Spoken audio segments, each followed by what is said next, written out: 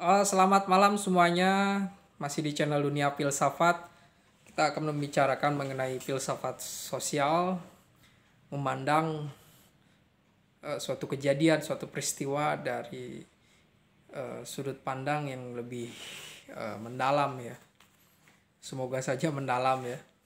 Bagaimana dengan pemahaman di ruang publik itu harus menggunakan bahasa yang dipahami oleh bersama. Ya tentu saja itu sesuatu yang sesuai dengan kesepakatan gitu kan. Juga tidak ada larangan di dalam ruang publik, misalnya menggunakan bahasa daerah gitu kan, enggak juga kan. Setiap orang di dalam ruang publik itu sebenarnya boleh berekspresi gitu kan.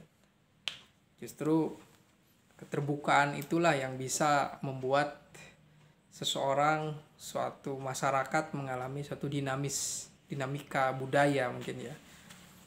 Tapi bagaimana di dalam suatu rapat DPR, seorang anggota DPR menyatakan bahwa berbicara dengan suatu bahasa daerah, sedangkan kita ini Indonesia gitu kan, harus nasional gitu, karena ada ketakutan apa gitu dengan bahasa yang tidak mereka pahami.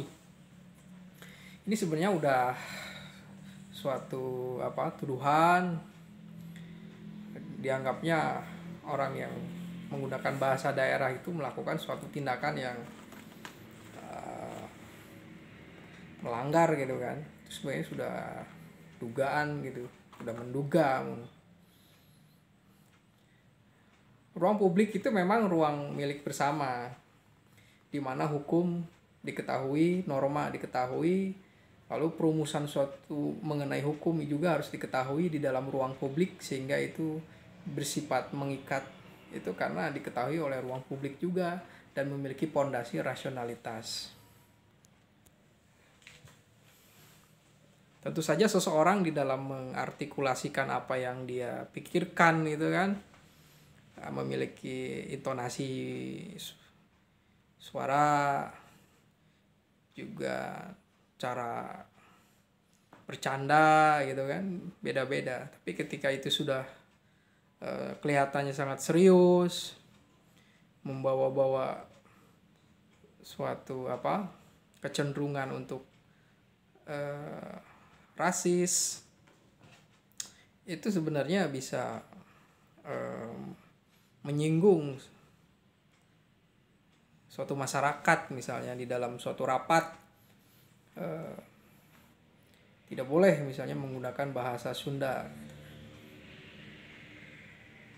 Itu sebenarnya suatu larangan yang tentu saja akan menjadi sesuatu yang sangat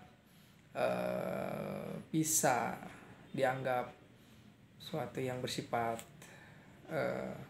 tidak akan membuat polemik, tapi sebenarnya itu akan memberikan polemik. Kenapa tidak berbicara boleh bahasa Sunda misalnya, sedangkan di sana juga kan ada bahasa yang lain juga, mungkin bahasa Inggris gitu kan. Lalu mengapa ada pernyataan bahwa yang berbicara di dalam rapat menggunakan bahasa Sunda itu ya dipecat saja sebagai kajati gitu. Itu sebagai sesuatu yang arogansi gitu, sebagai sesuatu yang mungkin bercanda bagi dia, tapi itu ditanggapi oleh orang sebagai sesuatu yang arogan, bahkan bersifat rasis gitu kan. Artinya itu sudah mengarah kepada sesuatu yang bersifat rasis gitu kan. Intinya menyinggung bahasa masyarakat suatu suku gitu. Sehingga memang kita harus hati-hati berbicara di dalam ruang publik. Kita berbicara tentang keanekaragaman, tentu saja yang menanggapinya juga harus bisa bersifat memahami konteksnya juga,